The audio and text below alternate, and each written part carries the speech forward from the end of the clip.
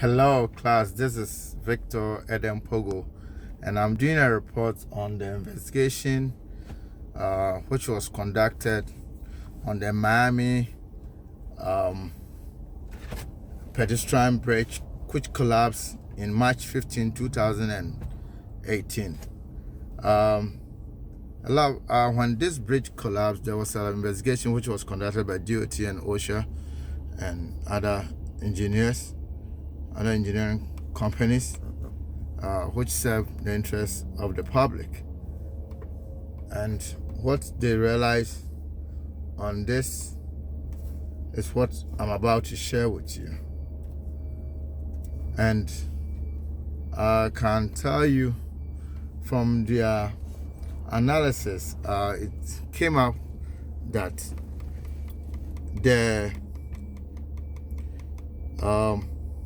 actually this bridge was meant to built for pedestrians, that's the university students which cross the highway to their campuses and their environment, where they live.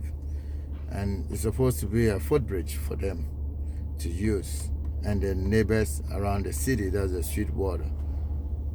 And the incident which happened was covered widely on TV, on the media.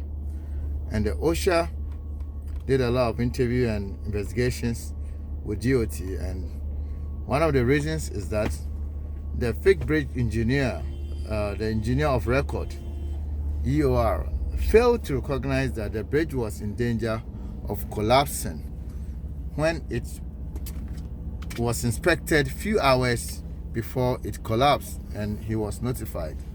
The concrete truss had developed numerous wide and deep structural cracks, which jeopardized the integrity of the bridge. And the EOR, the engineer of record, decided not to do anything about it, and he took it for lightly, which the lessons learned, we don't have to take any failure lightly. And the bridge had also a structural design deficiency, which also contributed to the collapse. And this also goes to the engineers who designed the bridge. It means it didn't reach its design standard. The design standard was not properly assessed before it was constructed. So that was the CI, which was involved in this project, also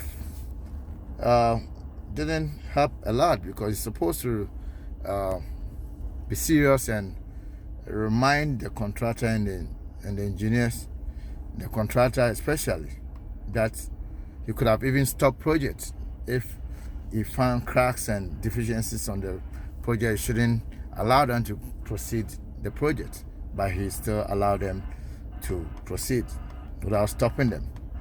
And there were private engineering firms which were also contacted, also didn't do their work, and they failed to classify the cracks, which was structural in nature and in accordance with the Florida Department of Transportation requirements.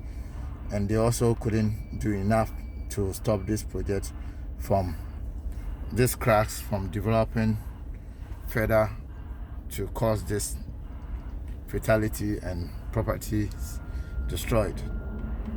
So anytime we see, the lessons we've learned from all this is that anytime we see any crack or any failure which shows in the form of crack or design deformity or anything like such, should be addressed immediately and be corrected before the project proceeds.